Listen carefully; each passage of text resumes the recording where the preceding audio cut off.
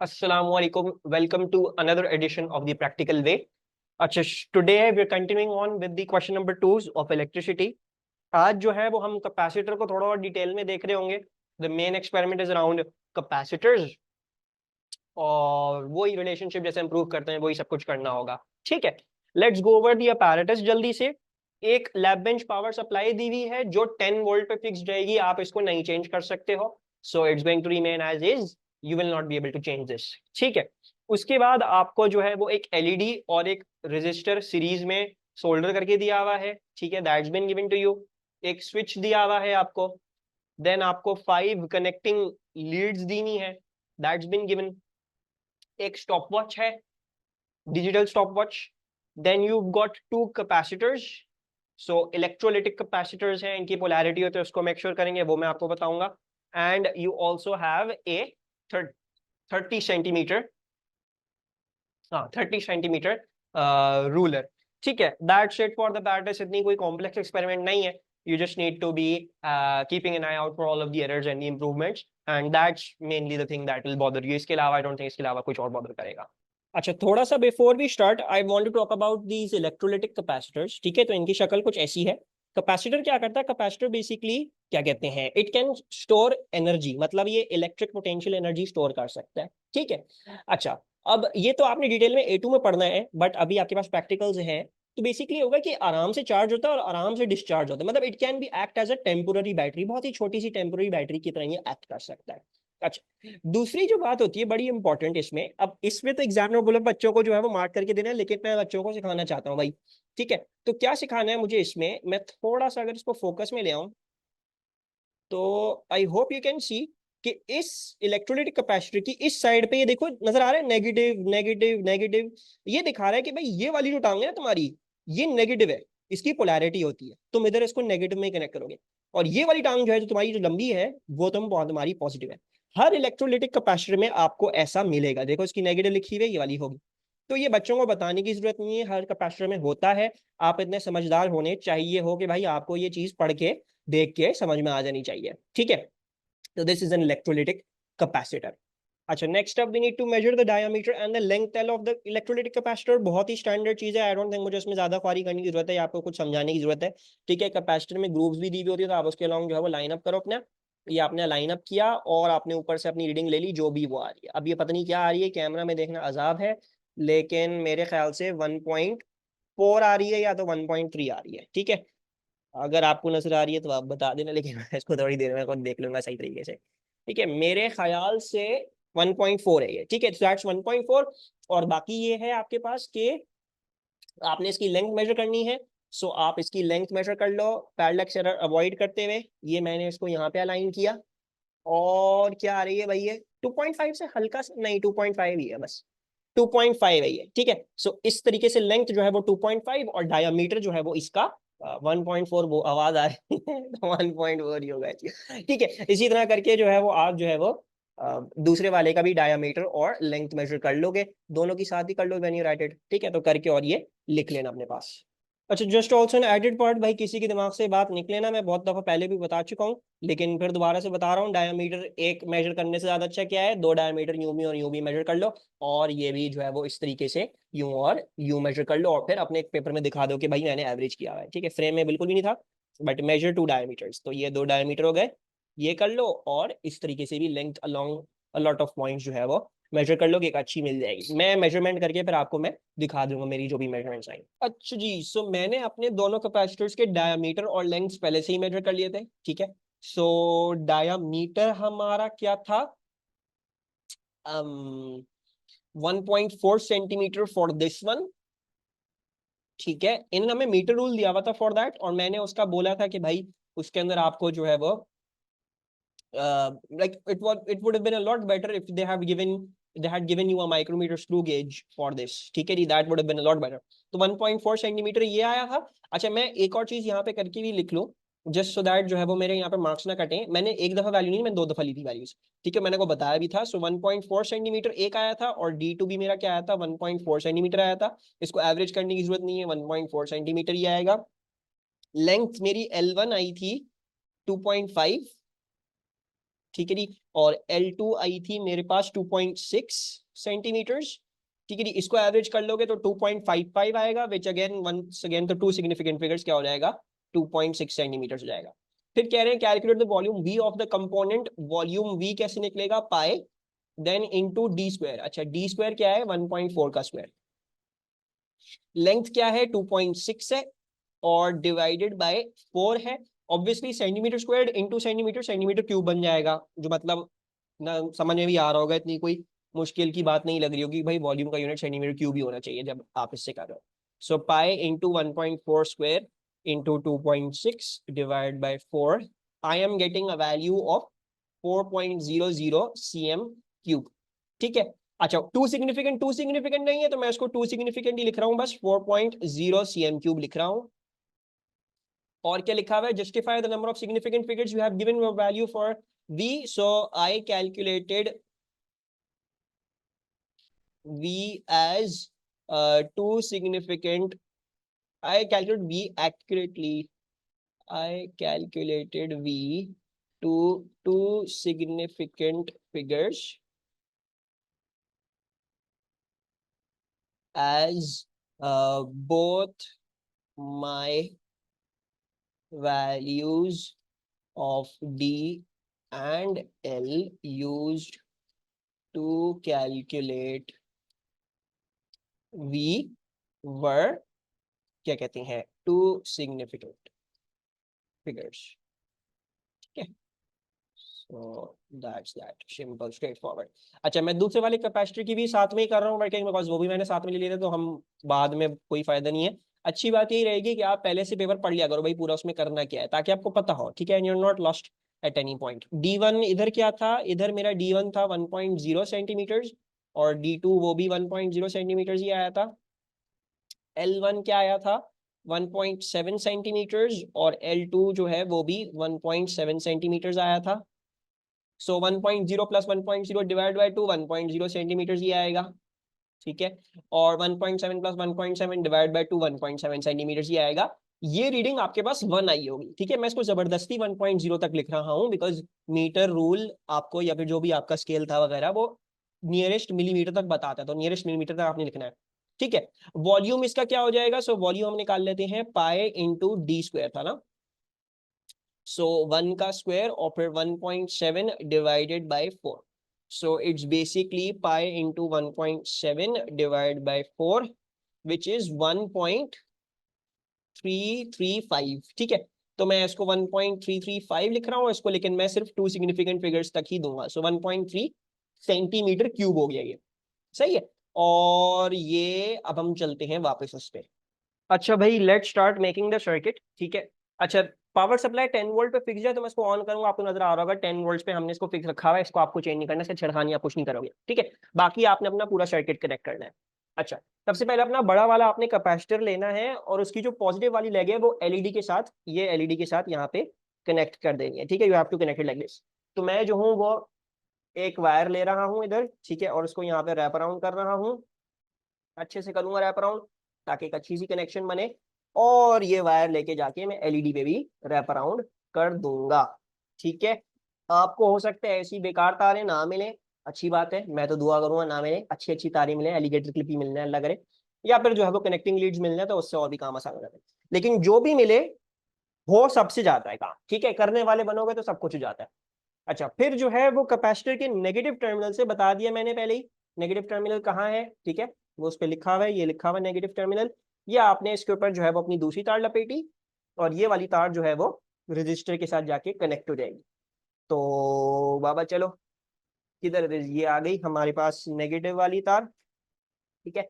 इसको हम रजिस्टर पे लपेट देते हैं, थोड़ा मैं जल्दी जल्दी कर रहा हूँ बिकॉज आसान सर्किट है, और मैं एक कैपेसिटर का करके दिखाऊंगा, फिर दूसरा वाला कैपेसिटर आई होप सब लोग खुद कर लेंगे, उसमें कोई मुश्किल की बात नहीं है, बस ये कैपेसिटर यहाँ से निकाल के दूसरा कैपेसिटर इसकी जगह डालना है, ठीक है। बस ये लूज करके इसके ऊपर दोबारा से चढ़ा के वायरिंग, और फिर वो काम हो जाएगा आपका। अच्छा ये मैंने कनेक्ट कर दिया है, ठीक है, ये हो गया हमारा।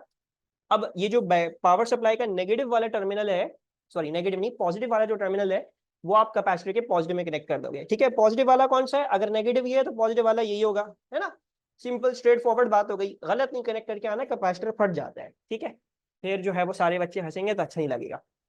लास्ट हमारे पास क्या है, नेगेटिव जो है वो स्विच में जा रहा है और स्विच से फिर हमारे पास कहाँ आ रहा है, कैपेसिटर के नेगेटिव में आ रहा है। ठीक है, सो लेट्स डू दैट। सबसे पहले मैं क्या कर रहा हूँ, सबसे पहले तो मैं स्विच में जो है वो एक तार लपेट के कैपेसिटर के साथ सीरीज में कनेक्ट कर रहा हूँ, बिकॉज ये बाद में फिर लपेटना आजाद हो जाएगी जब मैं एलिगेटर क्लिप लगा दूंगा। तो ये मैंने इसके थ्रू गुजारी और ये मैंने इस पे यूं लपेट दी। ठीक है, अच्छा सो मैंने ये स्विच पे जो है वो तार लपेट दी एक साइड से, और जो दूसरा एंड है इस तार का, तो वो हमारा जाएगा, स्विच का दूसरा तार जो है वो हमारे नेगेटिव लेग में जा रहा है इलेक्ट्रोलिक कैपेसिटर के। ठीक है, नेगेटिव वाली मैंने आपको ऑलरेडी बता दी है काफी दफा, किस तरीके से आपने देखनी है, कहाँ पे है क्या है।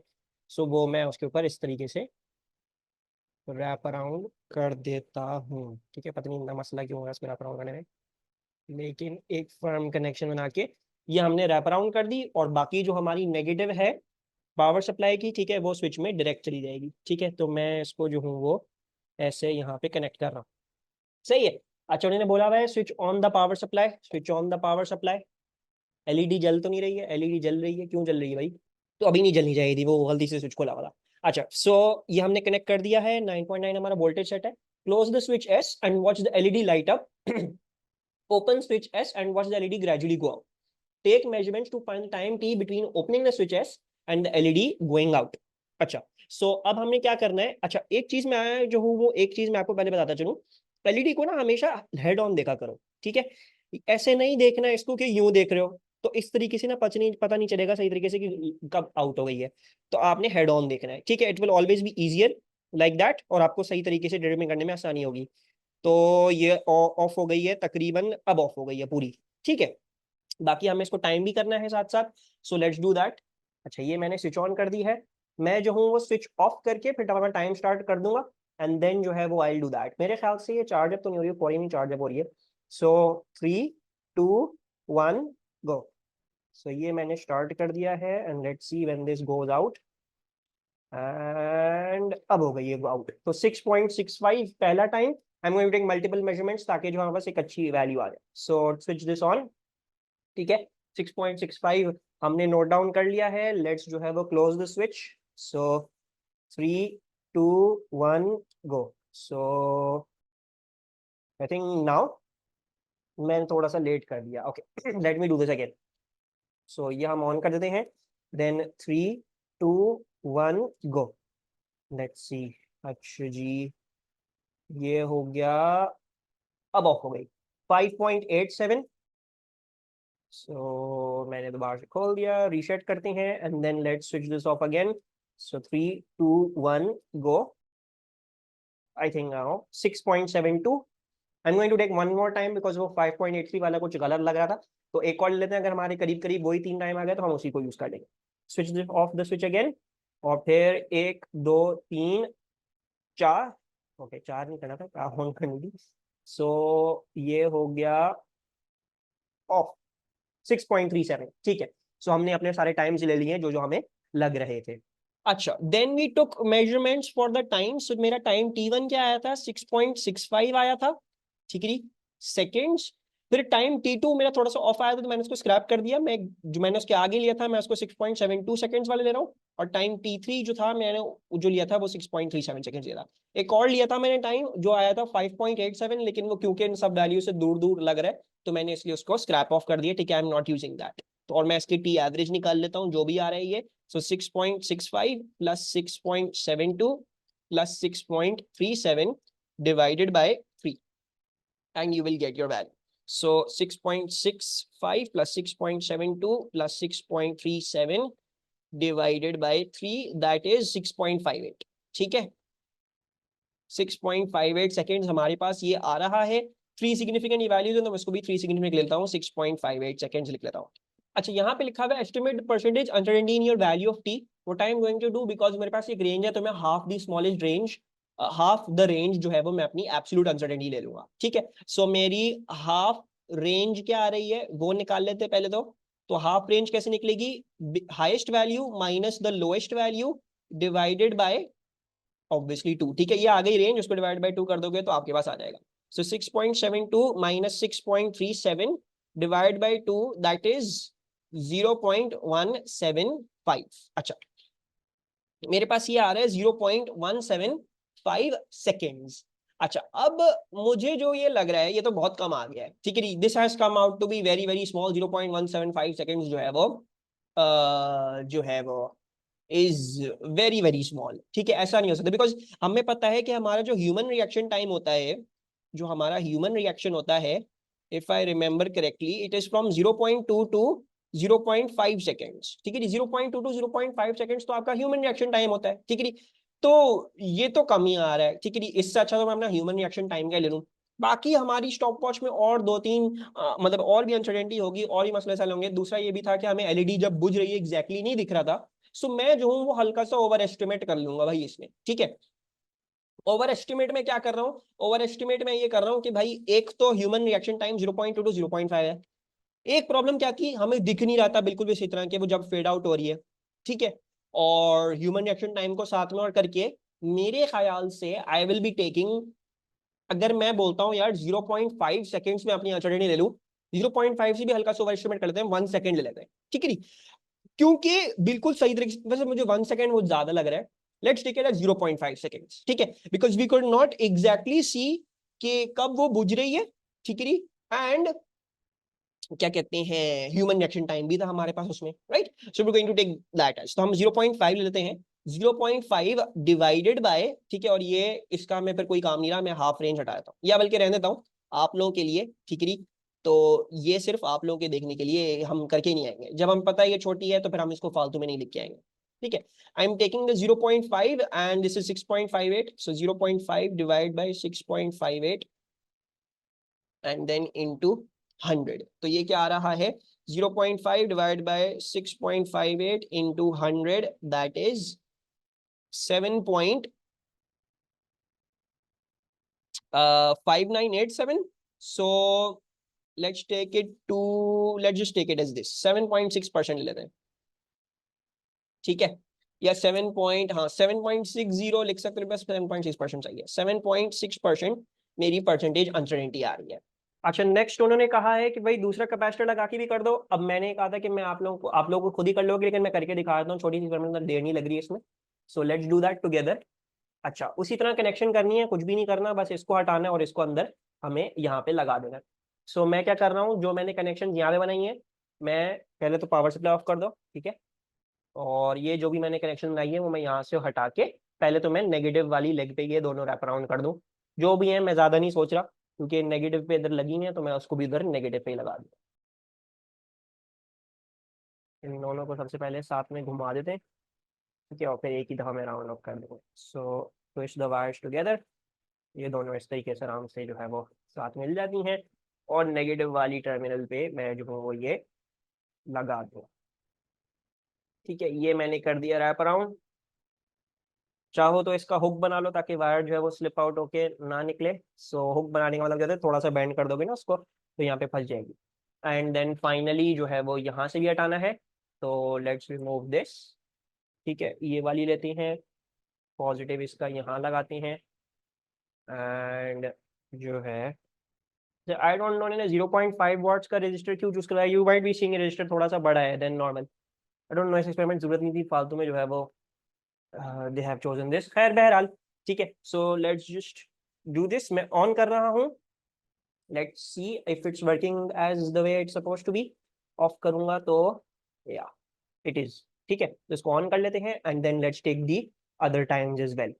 सो 3 2, ओ सही, वेट मैं गलत कर रहा हूँ, ये मुझे पकड़ के रखना है। 3 2 1 गो।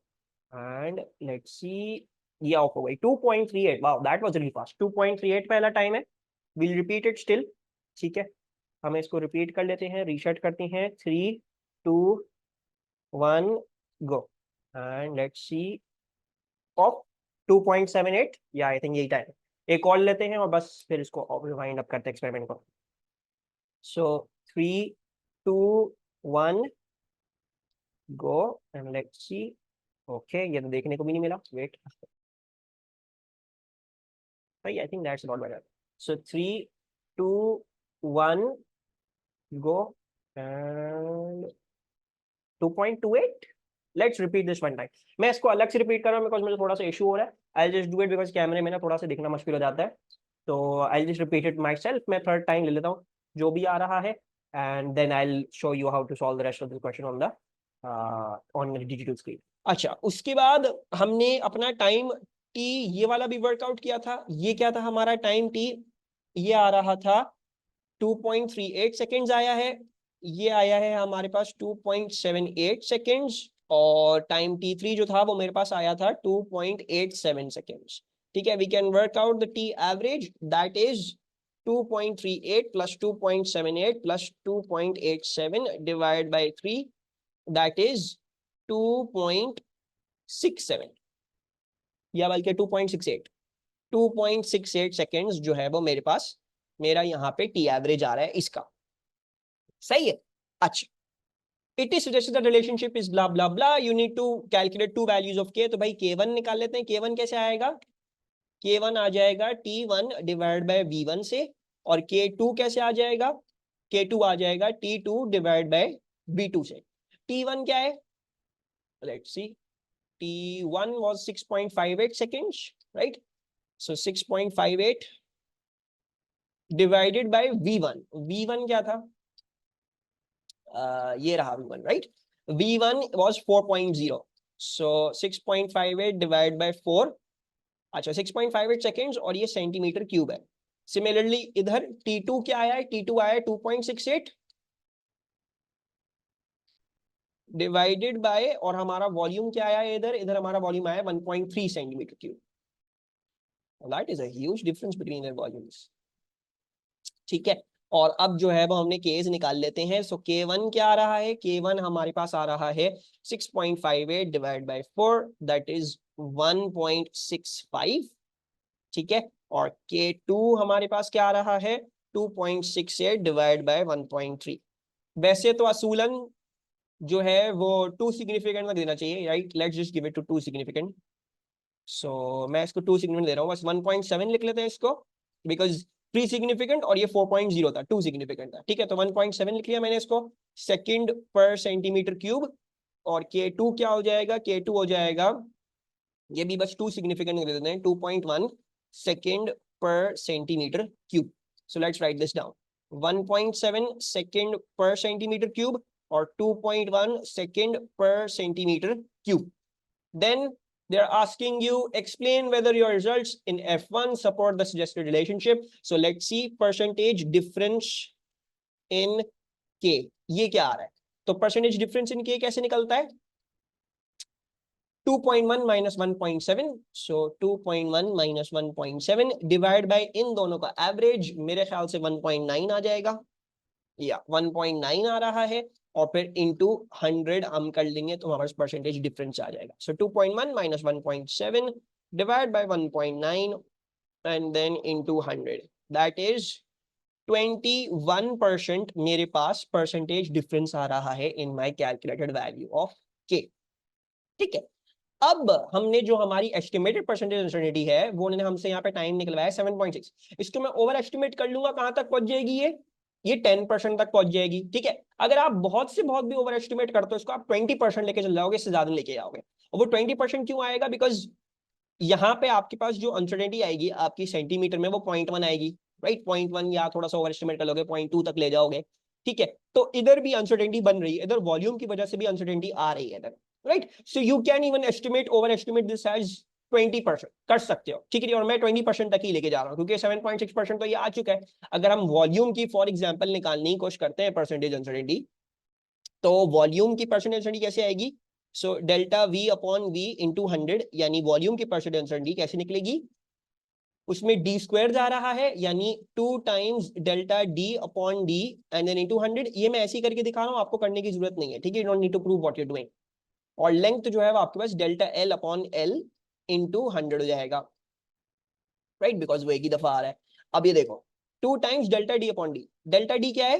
0.1। अगर हम लेते हैं, हम छोटा छोटा भी रखते हैं ना, मतलब आप जब स्केल इस्तेमाल करोगे तो 0.1 आएगा, 0.1 से ऊपर ही आएगा, 0.2 आएगा, राइट? अगर ओवर एस्टिमेट करोगे, लेकिन हम स्मॉलेस्ट रख लेते हैं, 0.1 रख लेते हैं। ठीक है, ज्यादा ओवर एस्टिमेट नहीं करते। तो 0.1 ले लिया मैंने, और इसकी डायामीटर क्या थी? इसकी डायामीटर थी 1.4। ठीक है, इसको हम ऊपर लिख लेते हैं 1.4 इंटू 100, और इसी तरह हम लेंथ को भी कर लेते हैं। लेंथ की क्या है, 2.6 है ना, तो 0.1 डिवाइड बाई 2.6 इंटू 100। ठीक है, and you can calculate the percentage uncertainty out. Let's do that. 2 into 0.1 divide by 1.4, और ये देख लो मैंने ओवर एस्टिमेट नहीं किया इसमें बहुत ज्यादा, बस ये दिखाने के लिए प्रूफ ऑफ कॉन्सेप्ट कि यार इसमें हम थोड़ी और अनसर्टेनिटी भी ले सकते हैं, बिकॉज इधर से भी आ रही है अनसर्टेनिटी आपके पास। ये आ रही है आपके पास 18% की अनसर्टेनिटी। ठीक है जी। अब 7 प्लस 18 25% बन जाता है, लेकिन मैं फिर भी जो है वो 20% तक अपनी एस्टिमेट कर रहा हूँ अनसर्टेनिटी। ठीक है, ये सब कुछ आपको दिखाने की जरूरत नहीं है, मैं 20% तक लेके जा रहा हूँ, लेकिन मैं आपको दिखा रहा हूँ कि इसमें एक्चुअल 25-30% तक है अनसर्टेनिटी। अब तुम चाहो तुम ये भी लिख सकते हो, यार मेरी एक्सपेरिमेंटल अनसर्टेनिटी जो मुझे लग रही है वो 30% है, 21% इससे कम है, तो therefore it is in relationship. आप लिख सकते हो, दैट इज कंप्लीटली वैलिड, उसमें कोई गलती नहीं है। लेकिन अगर आप जो है वो अपनी शॉर्टकट अप्रोच कर रहे हो और ये लिख रहे हो कि 10% मेरी पर्सनल अनसर्टेनिटी है और ये जो है वो उससे बड़ी है, तो इसलिए जो है वो आपके पास ये रिलेशनशिप प्रूव नहीं हो रहा, तो आप दोनों तरीके से कर सकते हो, उसमें कोई मसला नहीं है। लेकिन मैं जो हूं वो यही लिख रहा हूं कि since the percentage uncertainty in sorry, percentage difference लिखना, डिफरेंस नहीं लिखना, since the percentage difference in my values of k, that is 21%, is less than my estimated percentage uncertainty experiment. Since the percentage difference in my values of k, that is 21%, is less than my percentage uncertainty of the experiment of 30%, ठीक है, मैं उसको 30% होके जा रहा हूँ uncertainty को, तो my results support the relationship under the given experimental accuracy। ठीक है, experimental accuracy। ठीक है, सो ये जो है वो हमने यहाँ पे कंप्लीट कर दिया है। ठीक है, बाकी जो है वो errors and limitations, let's head on to that. Okay, so talking about the limitations and the improvements, मैंने आपको बताया हुआ है बहुत कई दफा पहले से कि पहला पॉइंटर आपका क्या होगा, तो मैं नहीं बताऊंगा, आप कमेंट सेक्शन में बताओगे पहली चीज आप क्या लिखोगे इसमें जब आप एरर्स और लिमिटेशंस की बात कर रहे होते हो। ठीक है, अच्छा, दूसरी बात जो मुझे इसमें लगा वो ये है कि आपका जो डायामीटर है इस कैपेसिटर का, ठीक है, वो छोटा सा है, मतलब इतना बड़ा कोई डायामीटर नहीं है इस कैपेसिटर का। इनफैक्ट इसकी जो लेंथ भी है कैपेसिटर की वो भी बहुत कोई बड़ी नहीं है, राइट। एंड फिर आपको इसको मेजर करने के लिए 30 सेंटीमीटर का स्केल दिया हुआ है, जिसकी अनसर्टेनिटी हम सबको पता है कितनी होती है। अगर आप 2 रीडिंग्स लेके कर रहे हो तो उसकी रीडिंग अनसर्टेनिटी निकलती है 0.1 सेंटीमीटर की, वरना 0.5 सेंटीमीटर होती है एक्चुअल में, अगर आप सिर्फ एक रीडिंग ले रहे हो। लेकिन आप कभी एक नहीं लेते, आप हमेशा दो चीजें दो जगह लाइन करके देखते हो, तो वो बन जाती है आपके पास 1 मिलीमीटर की अनसर्टेनिटी, यानी 1 सेंटीमीटर की अनसर्टेनिटी। अब अगर तुम्हारा डायमीटर इतना छोटा सा है और तुम्हारी लेंथ भी इतनी छोटी सी है 0.1 सेंटीमीटर, और अगर हल्का सा उसमें ओवर एस्टिमेट कर दें हम, तो ये तो बहुत बड़ा जो है वो अनसर्टेनिटी बन जाएगी, right, that will become a big uncertainty. So that is a problem. भाई स्केल ना देते तुम हमें माइक्रोमीटर स्क्रू गेज दे देते, उससे ज्यादा अच्छी आ जाती है, उससे अनसर्टेनिटी भी कम हो जाती है बहुत ज्यादा, वो दे देते, क्योंकि इतने बड़े तो नहीं है, माइक्रोमीटर स्क्रू गेज से हो सकते हैं। You could have written that. अच्छा, फिर हम जो है वो जो बात करते हैं, अच्छा, दूसरी बात ये देखा होगा कि जब हम इसका वॉल्यूम एस्टिमेट कर रहे थे तो हमने सिलेंडर का फॉर्म लगा दिया, मतलब हमने एक जेनेरिक का सिलेंडर का फॉर्मूला लगा के और हमने वॉल्यूम निकाल लिया है। लेकिन ये परफेक्ट सिलेंडर नहीं है, इसमें आपको एक छोटी सी ग्रूव यहाँ पे नजर आएगी। ठीक है, तो ये वॉल्यूम वाला तरीका इतना अच्छा नहीं था, इससे ज्यादा अच्छा आप क्या करते, आप वाटर डिस्प्लेसमेंट वाला मेथड होता है, आप वो परफॉर्म कर लेते। एक मेजरिंग सिलेंडर लेते, उसमें पानी भरते, उसको ड्रॉप करते, फुली सबमर्ज करते, जितना वॉल्यूम में इंक्रीज आया उसको आप जो है वो इसका वो वॉल्यूम हो जाता, तो that would have been a better तरीका। ठीक है जी, आप ये लिख सकते हो भाई वॉल्यूम आपका एक्यूरेट नहीं आया, that you could have written. अच्छा, फिर एक और मसला, एलईडी जब आपकी बुझ रही है, इतनी सारी लाइटों में आपको नजर नहीं आने वाला आपकी एलईडी एग्जैक्टली कब बुझी, ठीक है, बिल्कुल सही तरह से नजर नहीं आ रहा था। तो या तो ये इसकी इंप्रूवमेंट ये होती कि भाई इसको डार्क रूम में करें ताकि एलईडी जब बुझ रही है तो सही तरीके से नजर आए, दूसरी बात आप क्या कर सकते थे, इससे अच्छा तरीका ये था कि बजाय इसमें कि आप ब्राइटनेस पे देख रहे होते हैं एलईडी को, आप एलईडी के क्रॉस एक वोल्टमीटर लगाते और एक स्पेसिफिक वोल्टेज देख रहे होते कब इस स्पेसिफिक वोल्टेज से नीचे चली गई मेरी वैल्यू, और वो टाइम कर लेते हो value. That would have been a lot better. ठीक है, या तो डार्क रूम का लिख दो या फिर ये लिख दो कि वोल्ट मीटर लगा के एक स्पेसिफिक वोल्टेज से जब नीचे चली गई वैल्यू तब तक का टाइम आप मेजर कर लेते। अच्छा, लास्टली कनेक्शंस, कॉन्टैक्ट्स, वो जो है वो इतने, अगर आपको ऐसा लगा कि they were not that satisfactory, ठीक है, if it was in your experiment, मुझे ऐसा फील नहीं हुआ, तो you could have written that as well कि भाई इतने अच्छे कॉन्टैक्ट्स इन डर्टी कॉन्टैक्ट्स से आसानी से कनेक्ट नहीं हो पाया, तो आयरन बुल होती है, उससे आप क्लीन करके कॉन्टैक्ट्स को जो है वो सही कर सकते हो। ठीक है, मेरी एक्सपेरिमेंट ऐसा नहीं होता, लेकिन अक्सर बेशतर जो स्टैकेबल प्लग्स दिए जाते हैं और वो दिए जाते हैं तो उन पर हल्का फुल्का जंग आया होता है, तो उसकी वजह से रेजिस्टेंस बढ़ जाती है। So you could have right you can write that down in any electricity का एक्सपेरिमेंट जिसमें ऐसी चीज हो रही है, डर्टी है कॉन्टैक्ट, तो आप लिख दो यार डर्टी कॉन्टैक्ट है, आयरन बुल लगा के इसको साफ कर लो। तो ये इलेक्ट्रिसिटी में एक और अच्छा आपको एक पॉइंटर मिल गया कि आप कैसे जो है वो वर्क अराउंड कर सकते हो थ्रू ऑल ऑफ दैट। ठीक है, बाकी अगर आपको कोई और चीज फील हुई तो you can write that down as well. अभी तक के लिए जो है वो बस इतना ही है, and I will see you all later. अल्लाह हाफिज।